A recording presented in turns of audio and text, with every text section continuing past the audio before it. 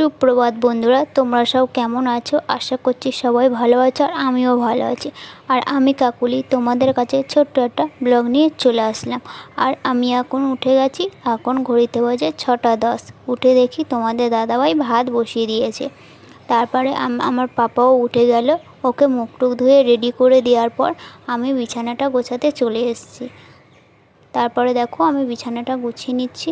আর কি বলো তো, আজকে উঠতে একটু লেট হয়ে গেছে। 5:30টায় উঠি, সেখানে 6টা 10-এ উঠেছি, তো তাই একটু লেট হয়ে গেছে, তাই তাড়াতাড়ি করছি। তো আমার ছেলে দেখো ক্যামেরার সামনে কি করছে, দাঁড়িয়ে। তারপরে দেখো বিছানাটা আমার গোছানো কমপ্লিট হয়ে গেছে, গুছিয়ে নিয়েছি বিছানাটা। এখানে দেখো রান্নাটাও কমপ্লিট হয়ে গেছে। এখানে তরকারি আলু আর পাঁকশ টাংড়ার তরকারি, আর হাঁড়িতে ভাত। আর তোমাদের দাদাভাইকে খেতে দিয়েছি, খেতে দিয়ে আমি ব্যাগে টিফিনটা গুছিয়ে দিয়েছি। আর খাওয়া হয়ে গেলে ও বেরিয়ে যাবে।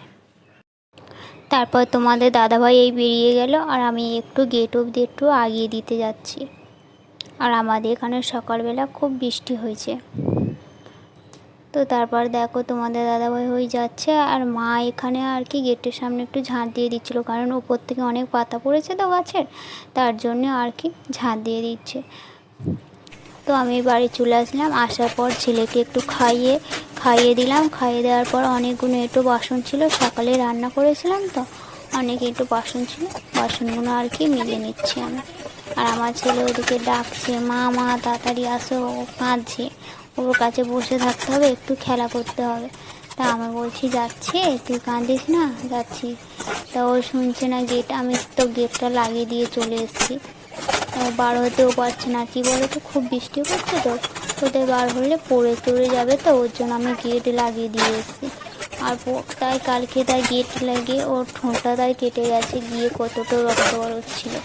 তার জন্য আমি ওকে সবসময় গেট লাগিয়ে দিই, যাতে না ও আর কি নিচে লাগতে পারে। তো দেখো তোমাদের সাথে কথা বলতে বলতে আমার বাসনগুলো মাজা হয়ে।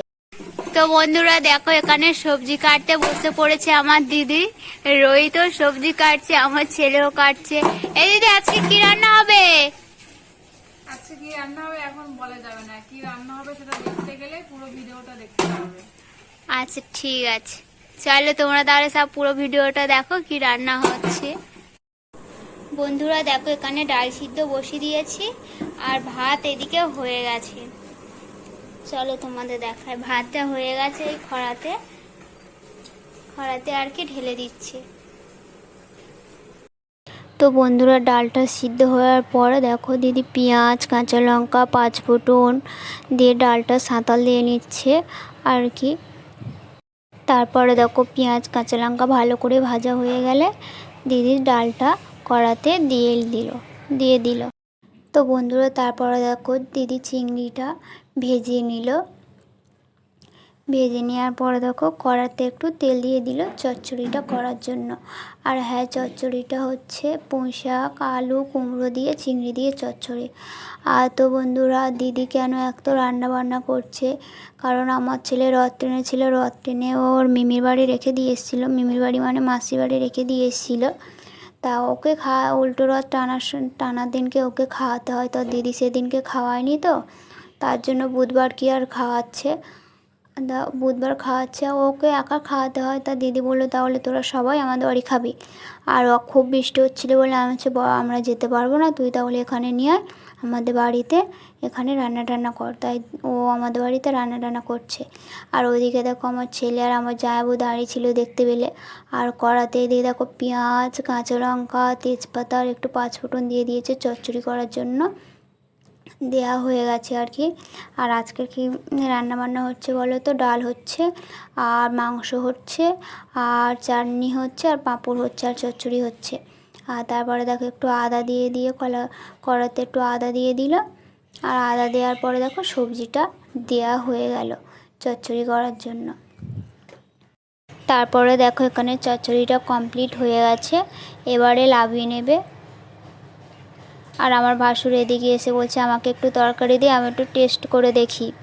তারপরে দেখো এখানে মাংসের তরকারিটা হয়ে গেছে, এবার নামিয়ে নেবে। রান্না কমপ্লিট হয়ে যাওয়ার পরে দেখো এখানে সব খেতে বসেছে।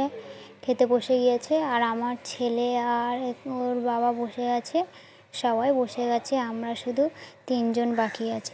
আর যে ভিডিওটা আমি এখানে শেষ করছি। যদি ভিডিওটা ভালো লাগে অবশ্যই আমার পাশে থাকবে তোমরা।